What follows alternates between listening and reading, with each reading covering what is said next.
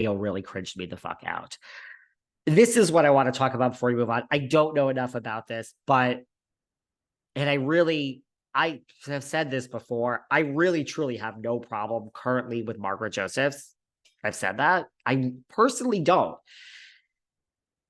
We'll leave it at that. That's all the information everyone needs to know right now. But I can also be objective. And so I don't like when things are like, I really don't like when things are really real world. And New Jersey is just so fucking toxic. So I truly don't know what is going on. I mean, I love Housewife Historian. We love her.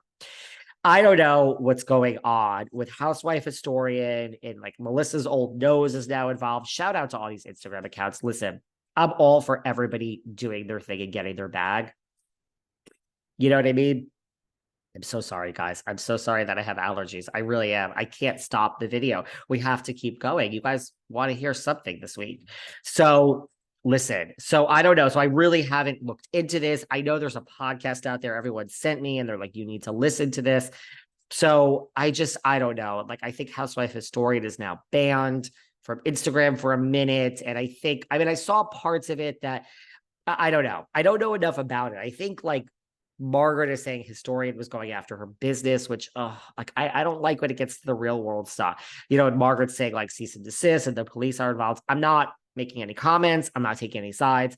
I'm just saying like I support all my people, my bloggers. I love you all. And I mean, Historian I've met, like, I think, right? Yeah. I mean, not I think. I've met her, of course. And she's wonderful. So I don't know. And then they thought it was Treyfab. I don't know. Shout out to everyone. I don't know. Jersey is toxic. Jersey is toxic. That's all I'm going to say. So I really don't know enough about it. I didn't listen to the podcast. I haven't really heard back from people that I need to hear back from. So I'm going to reserve my comments until next week. Do not read into anything I just said. I'm not going to have like, I love my Historian. I love Melissa's old nose and, you know, and I really have no problems with Marge. So I'm not getting involved in it. I get involved in enough, but I hope that it just, I don't know. I don't like to see anybody down and out when it's really, and I mean that on all sides. Like, I don't like businesses being affected. I really don't. Like, it's one thing to say that. I really don't. I'm not trying to take down Melissa just because again, I've said this before. A few weeks ago, someone who was at Melissa's housewarming said, I was there. They presented proof. I'm like, you were there. I see it with my own eyes. Tell me everything. It wasn't so complimentary to Melissa and Joe.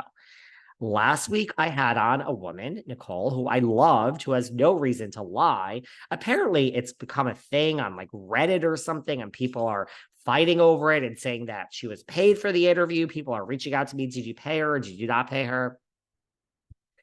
I mean, but the point is that people then, a lot of people, oh, you scumbag, I was starting. People are like, I do find it hypocritical in the sense that my initial issue with Margaret, which I don't even have anymore, was that I felt she was trying to influence this podcast with that whole Melissa and Nick thing, which we're way past that, which I can't come for Margaret when everybody does that to me. Past co-hosts do that to me. Don't talk about all of you do that to me. So everybody who likes Melissa, who loves David Yontef, loves Behind the Velvet Rope, all of a sudden you hated me when I came for Melissa. Lots of others of you liked me. This is why none of it affects me, because it's all just like, it'll change by the week. My point is, I had this woman on, loved her. She told her story. I mean, a lot of people, it kind of was a takedown of Melissa. If you look at it, I am available. Everyone slip into my DMs. Let's talk. Anyone that has something about working for Teresa, anyone that has worked for Louis, anyone that wants that fight fire with fire. If telling me how disappointed in me you are is not going to change anything. The show goes on and daddy needs to pay the rent. So I love Nicole. I do not think she was lying. I believe everything she said. I stand by that interview. Everyone who's so outraged by it, come up with the goods. Come up with someone at Shein who worked with Teresa. Come up with something. If you have a problem, I put this out there, no one's slipping into the DMs. Guess what? Is Teresa clean? I don't know, but fight fire with fire. Stop saying you're upset about this. Find me someone that, knows about Teresa. Okay, I'm sick of Jersey. I'm sick of it. Let's move on. Let's move on. You know what I find interesting, just for a second? I find it so interesting that Bethenny Frankel now is saying, apparently she's explaining why she's no longer close with Lisa Rinna and Kyle Richards. And did you guys see this? Bethenny has come out and said, I loved Lisa Rinna. I loved her. I've known her forever, because Bethenny's known everyone forever. I've known her forever. Loved her. But, when we started to fall out was when I saw what the machine was. All of a sudden, we have a machine, a corporate machine, which I kind of agree with her. I saw what the machine of Bravo and Housewives was doing to her. Look, we all saw Lisa Rinna get caught up last season, guys. So she's saying that's why she fell out with Rinna. And for Kyle, same pretty much thing. She's referring to Watch What Happens when Kyle was asked, why did you unfollow Bethenny? Bethenny is also saying it's all about the questions. And I agree with her. She's saying, a caller calls in. I agree with her. I think that's bullshit half the time. I think it's Andy Cohen's question when she's like, a caller would like to know. No, Andy, it's your question, or it's one of your staff's questions. But they asked Kyle, why'd you unfollow Bethenny? Kyle said, well, she unfollowed me and blah, blah, blah. Anyway, she's saying Kyle got caught up in the machine. What? So Bethenny's now blaming Bravo and Andy for all of her problems.